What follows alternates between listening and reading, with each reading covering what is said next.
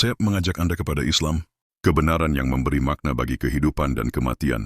Raja-raja, orang-orang kaya, dan penguasa, sekuat apapun mereka, semuanya telah tiada. Ilmuwan, pemikir, dan orang-orang hebat, meskipun memiliki ilmu yang luas, tidak dapat menghindari kematian. Anda dan saya juga akan meninggalkan dunia ini suatu hari nanti. Sebelum saat itu tiba, kenalilah kebenaran. Al-Quran mengingatkan kita akan asal-usul kita. Allah berfirman, apakah mereka tercipta tanpa sesuatu pun, ataukah mereka yang menciptakan diri mereka sendiri? Ataukah mereka yang menciptakan langit dan bumi? Sebenarnya mereka tidak meyakini kebenaran itu. Surah At-Tur 52-35.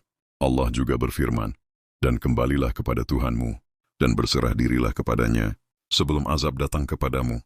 Lalu kamu tidak akan mendapat pertolongan.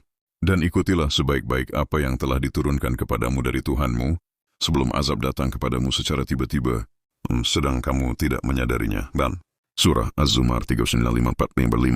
Renungkanlah ini dan carilah kebenaran sebelum terlambat.